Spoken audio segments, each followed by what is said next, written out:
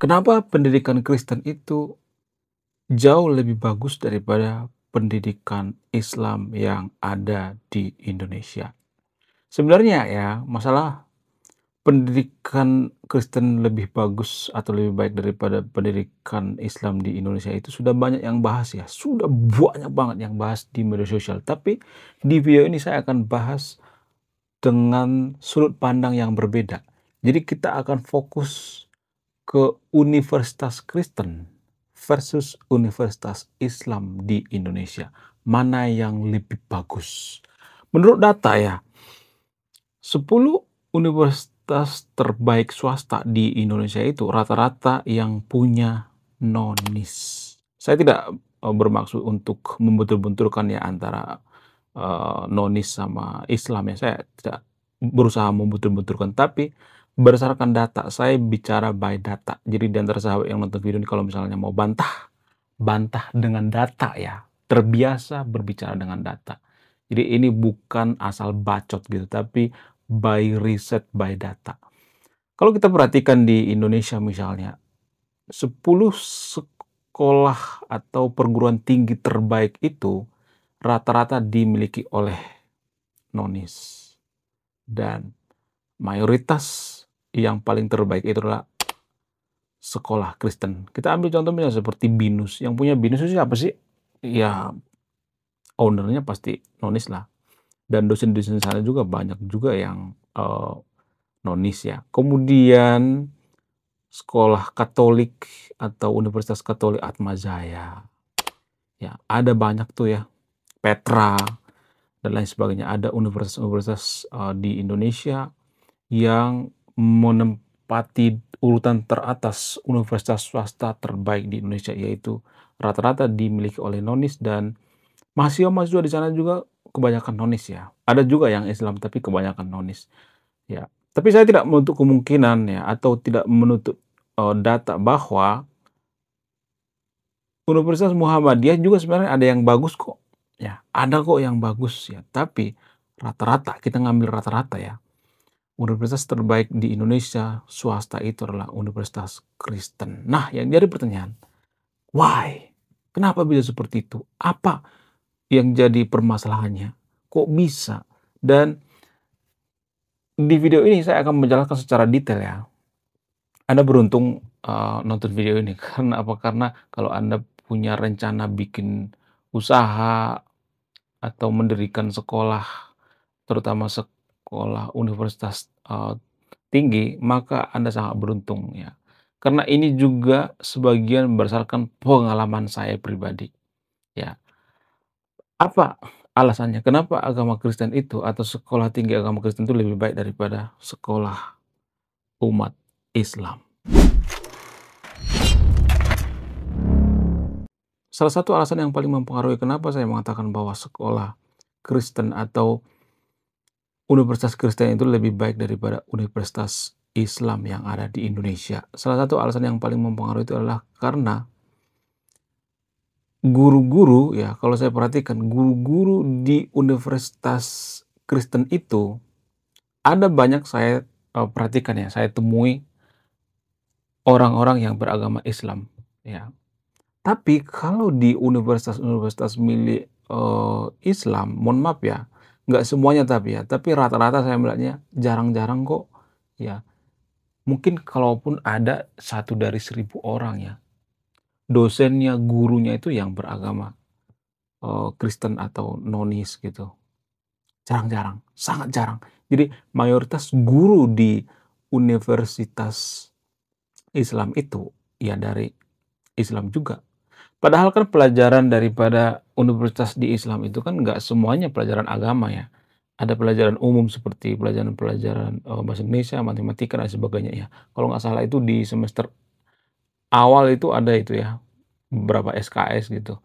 Tapi saya melihatnya walaupun itu pelajaran umum, sangat jarang saya melihat ya, di sekolah Islam itu ada guru Kristen, sangat jarang. Jadi berbanding terbalik ya, sementara di sekolah Kristen, saya sangat sering menjumpai guru-guru yang beragama Islam. Bukan berarti saya membentur-benturkan antara Kristen dengan Muslim ya, tapi ini sesuatu hal yang menurut saya itu yang sangat-sangat menarik gitu. Kenapa bisa seperti itu? Why gitu. Dan ini juga pengalaman saya pribadi ya, saya pernah ya melamar ke sekolah Islam. Kebetulan saya itu punya waktu luang ya, banyak waktu luang saya, sehingga saya berpikir alangkah baiknya saya ya memanfaatkan waktu saya itu untuk mengajar, karena saya sangat suka mengajar. Ya, passion saya itu sebenarnya mengajar ya. Tapi ya, ketika saya melamar ke sekolah-sekolah Islam yang dekat di tempat tinggal saya ya beberapa tahun yang lalu, saya ditolak mentah-mentah. Padahal saya sudah effort banget, guys, ya. Saya sudah menggunakan peci, menggunakan baju seperti baju muslim ya, bukan menyamar ya, tapi ya menyesuaikan diri dengan lingkungan ya kan. Sudah bawa lamaran, bawa ijazah gitu, ya. Tapi sampai sekarang nggak dipanggil-panggil. Mungkin ya, mungkin yang punya sekolah itu atau yang punya yayasan itu berpikir, ya, "Ngapain sih anak ngelamar di sini?" Ya kan, udah nonis, nggak percaya agama, terus mau ngajar di sekolah agama Islam. Mungkin ya, dugaan saya seperti itu ya. Tapi, ya kalaupun saya mengajar di sana ya, saya tidak pernah ya menyarankan murid saya untuk misalnya murtad gitu, atau jadi sekuler gitu, atau tidak percaya agama, enggak, saya tidak mengajarkan seperti itu ya. Ya mungkin saya akan mengajarkan yang namanya toleransi ya, biar apa, biar tidak ada yang namanya saling curiga antara Kristen dengan, Islam, biar tidak saling curiga, ya biar tidak saling persekusi ya, biar tidak saling bubarkan ibadah paksa dan sebagainya. Itu mungkin yang akan saya ajarkan ya, tadinya ya. Tapi, ya sampai sekarang lamarannya nggak dipanggil-panggil. Padahal lengkap tuh ya, saya bikin CV saya di situ ya, lengkap dengan ijazah. Tapi saya nggak dipanggil-panggil, ya. Ya nggak jadi masalah ya. Di YouTube juga saya bisa berkarya kok, nggak hanya di sekolah-sekolah ya kan. Ya nggak sih? Menurut kalian gimana? Jadi, itu salah satu bukti bahwa minimnya guru-guru nonis di sekolah-sekolah Islam. Padahal itu sangat penting sekali ya. Secara tidak langsung ya, yang punya yayasan itu mengajarkan yang namanya pluralisme atau keberagaman. Ini loh ya, pluralisme. Ini buktinya kita toleransi. Guru-guru kita juga nggak hanya beragama Islam, ya, ada dari Kristen. Jadi ini semacam effort gitu menunjukkan kepada murid-muridnya bahwa kita itu plural ya, kita menghargai semua agama. Ya, kita tidak terlalu fanatik pada agama kita. Kita tidak berlebihan dalam beragama. Kita tidak mau agama dan sebagainya. Itu yang, eee, menurut saya itu yang perlu ya diterapkan oleh guru-guru yang punya yayasan, rektor dan sebagainya, dosen, ya. Harusnya seperti itu ya. Universitas Islam itu kalau mau maju ya, rekrut guru-guru dari, eee, nonis gitu, ya. Ada banyak kok yang berkualitas di nonis ya, dosen-dosen, guru-guru dan lain sebagainya. Ya, jangan takut murtad gitu. Keimanan itu, ya kalau misalnya keimanan kita itu tebal, nggak tipis, ya kalau agama kita itu benar, ngapain harus murtad ya kan? Justru orang-orang yang takut murtad itu adalah orang-orang yang keimanannya itu sering goyang-goyang ya, setipis tisu ya. Kalau nggak mudah digoyang kenapa harus murtad ya kan? Itu yang jadi pertanyaan. Kemudian alasan selanjutnya misalnya, kenapa sekolah Kristen itu atau universitas Kristen itu jauh lebih bagus daripada universitas muslim yang ada di Indonesia. Alasan selanjutnya karena minimnya kasus bullying. Di sekolah Kristen itu saya sangat jarang melihat ya, baik universitas, SMP, SD, dan lain sebagainya, sangat jarang yang namanya bullying. Sangat jarang. Tidak hanya bullying, ya, tawuran juga saya sangat jarang kok melihatnya. Tapi kalau dari pesantren saya pernah melihat orang tawuran. Nggak semua pesantren ya, disclaimer on ya, jangan ya nanti ada yang marah pula ya kan. Nggak semua pesantren, tapi sangat sering saya melihat ya orang yang mondok di pesantren itu demo. Zaman dulu tuh zaman Ahok, banyak tuh yang demo Pak Ahok ya, dulu ya. Masih kecil-kecil ya, masih SMP mungkin atau SMA. Dia kan belum tahu yang namanya politik kan. tapi dia disuruh demo. Siapa yang nyuruh kalau bukan ya begitulah. Jadi kalau saya perhatikan ya, tidak ada di sekolah Kristen itu yang namanya membuli.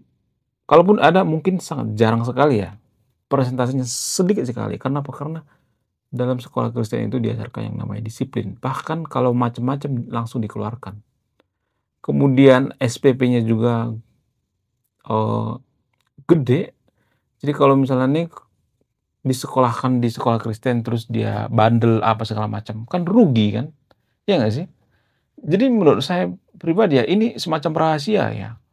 Kalau kita tidak ada effort gitu, SPP-nya sedikit dan sebagainya, biasanya kita tidak menghargai gitu. Justru ya yang sesuatu yang mahal itu yang kita hargai. Contoh misalnya, kita ambil contoh sederhana, seminar, ya.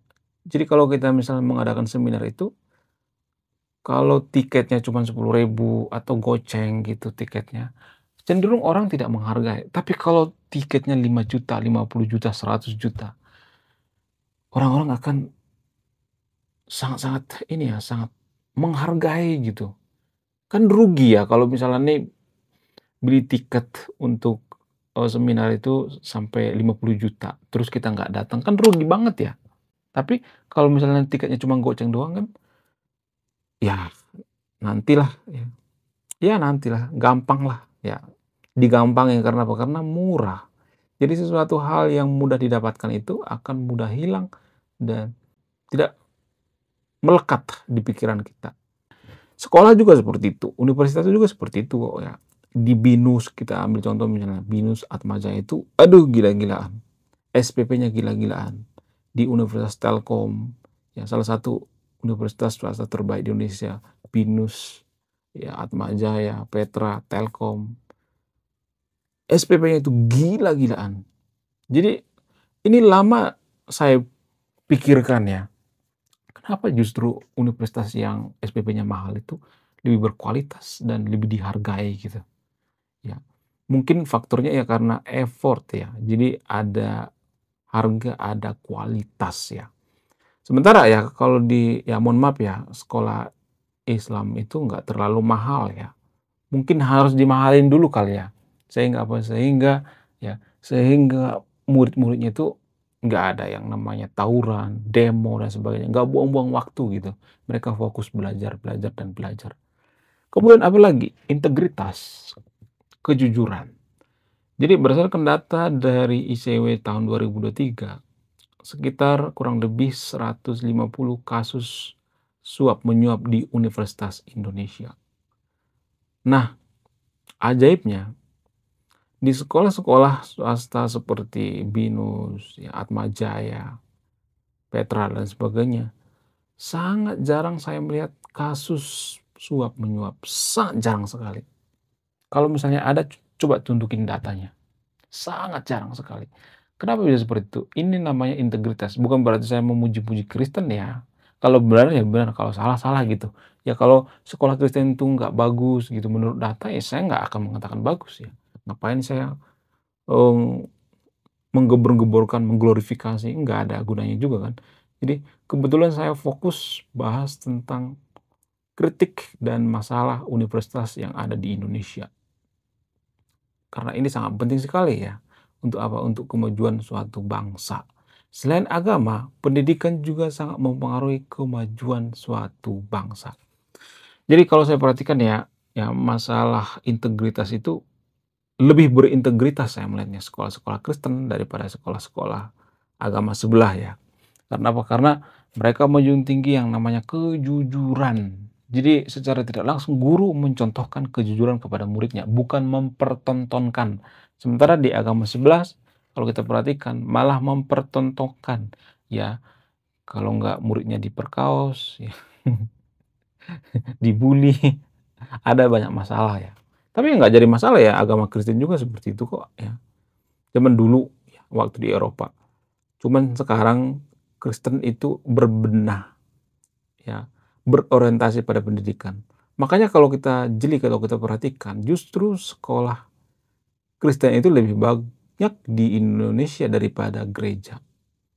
Jadi orang Indonesia itu lebih mengizinkan sekolah Kristen daripada gereja. Yang lebih parahnya lagi ya, lebih mengizinkan tempat pijat atau spa atau tempat dugem daripada pembangunan gereja. Izin spa, izin tempat dugem itu nggak perlu tanda tangan lingkungan, nggak perlu. Ya, cukup ya cukup effort yang tidak terlalu gede ya, jadi tuh barang. Sementara kalau gereja kan masih, urus sana, urus sini, ribet dah. Masalah besar ya. Saya juga nggak tahu kenapa bisa seperti itu ya. Kemudian apalagi kenapa sekolah Kristen itu jauh lebih bagus daripada sekolah agama Islam? Alasan yang paling masuk akal itu karena masalah disiplin ya. Jadi ya, saya dulu punya teman ya, dia sekolah di sekolah Kristen, di, asrama ya. Biasanya yang menggunakan asrama itu adalah Katolik. Nah, ketika dia pindah ke sekolah negeri ya, ke sekolah umum biasa, dia itu seperti mohon maaf ya, seperti kuda yang lepas dari ininya, dari tali gitu ya. Jadi persis kayak kuda gitu yang dilepasin dari kandang gitu. Ya langsung duduk gitu ya. Mirip-mirip seperti itu. Jadi di sekolah swasta dia ditekan habis-habisan ya, di sekolah Katolik, di asrama. Terus di sekolah negeri kan nggak terlalu, seperti itu yang nggak terlalu ketat ya seperti sekolah, Katolik. Sehingga apa? Sehingga dia seperti diberi kebebasan, kebebasan yang kebablasan lebih tepatnya. Ya, disiplin ya sangat penting ya untuk apa, untuk pendidikan. Kemudian apalagi? Karena di sekolah-sekolah mohon maaf ya, sekolah Kristen atau universitas Kristen itu, mereka tidak fokus belajar agama, bahkan belajar agamanya itu cuma 0, sekian-sekian persen ya, padahal kan itu kan sekolah agama ya, tapi 0, sekian-sekian persen. Sementara mohon maaf ya, di universitas Islam itu, mereka lebih banyak belajar agama ya, porsinya itu sampai 80% ya, hanya sekian-sekian persen yang belajar tentang sains ya, teknologi dan lain sebagainya, iptek ya. Kenapa bisa seperti itu? Apa alasannya? Karena agama Kristen itu tidak memisahkan antara ilmu dunia dengan ilmu akhirat. Sementara agama Islam memisahkan antara ilmu dunia dengan ilmu akhirat ya. Artinya gini, dalam agama Kristen itu kalau kita misalnya berprofesi jadi guru misalnya, jadilah guru yang baik, guru yang jujur, guru yang berprestasi, guru yang disayang murid. Karena itu adalah ibadah kita kepada Tuhan. Sementara ya, dalam agama Islam, mereka memisahkan antara ritual-ritual ibadah dengan, eee, ibadah di kehidupan nyata gitu, profesi gitu. Jadi mereka memisahkan, sekuler ya. Sementara agama Kristen ya, dalam ibadah itu mereka tidak sekuler, menggabungkan. Tapi kalau dalam pemerintahan biasanya negara Kristen itu lebih sekuler ya. Kenapa bisa seperti itu? Karena ada kejadian dulu ya di Eropa yang sangat membekas. Ya, kejadian apa itu? Kejadian seperti abad sebelum Renaissance ya, abad kegelapan di Eropa. Itu sebenarnya ya alasan mereka yang paling kuat, mereka memisahkan antara agama dengan, eee, negara ya. Dan biasanya kalau saya perhatikan justru negara yang menggabungkan antara agama dengan politik dan lain sebagainya itu biasanya berantakan, susah maju, susah banget maju. Ya, itulah alasannya kenapa Turki itu salah satu negara muslim yang paling maju. Kenapa bisa seperti itu? Karena mereka sekuler ya. Tapi kalau saya mengatakan seperti ini pasti saya dikata-katain, "Oh, kamu titisan Kemal Atatürk. Oh, kamu titisan titisan anak PKI ya. Oh, kamu sesat dan sebagainya." Jangan seperti itu ya. Jadi di satu sisi kita bisa sekuler, di sisi lain kita bisa tidak sekuler ya. Jadi pemilihan daripada atau pemahaman daripada agama Kristen itu menurut saya itu lebih tepat ya, dan itu bekerja gitu. It's working kalau diterapkan di suatu negara. Buktinya Eropa maju, karena apa? Karena mereka sekuler ya, bukan karena mereka menggabungkannya. Jadi dalam pendidikan juga seperti itu, pendidikan Kristen dan pendidikan Islam itu terbawa-bawa ya. Karena orang Kristen itu punya prinsip bahwa ibadah itu harus digabung, maka ketika mereka punya yayasan ya, yayasan Kristen misalnya, mereka fokus ya mengurusi itu, ya. Sementara mohon maaf ya, di agama Islam itu digabungkan ya, sorry bukan digabungkan, sekulerkan, dipisahkan ya. Jadi 2 kali kerja, makanya ada istilah IT terpadu ya. IT terpadu itu belajar agama pagi, sorenya belajar ilmu pengetahuan. Kenapa nggak digabung aja gitu? Ya, jadi ini logical fallacy gitu, cara berpikir yang perlu kita pahami. Kemudian apalagi, faktor media, ya media juga berpengaruh ya. Media itu lebih menyorot pendidikan-pendidikan agama Kristen ya, sehingga ya prestasi-prestasi daripada sekolah Kristen itu lebih, menonjol ya. Kenapa sering disorot oleh media? Kenapa media sering menyorot ya sekolah-sekolah Kristen? Apa alasannya? Mungkin salah satu alasan yang paling masuk akal itu karena dalam agama Kristen itu ya, universitas agama Kristen itu mengajarkan yang namanya plural ya, tidak bertentangan dengan Pancasila ya. Beda dengan, eee, sudahlah. Jadi yang terakhir alasannya kenapa agama Kristen itu atau sekolah Kristen lebih bagus daripada agama, Muslim itu, salah satu alasan yang paling mempengaruhi itu karena uang sekolah juga berpengaruh ya, uang sekolah, kemudian konsisten ya, tidak mut-mutan. Dan tidak merecoki atau ngemis-ngemis ya, tidak ngemis-ngemis kepada pemerintah ya, dananya itu mereka kelola sendiri. Kalau punya yayasan itu mereka berani nombok gitu, gaji guru gede ya, daripada, eee, mengorbankan yang namanya kualitas. Karena yang punya yayasan berpikir bahwa ya, kalau gaji guru dinaikkan maka guru-guru ini nggak akan kemana-mana lagi ya, nyari duit duit sampingan dan sebagainya, jadi fokus untuk mengajar.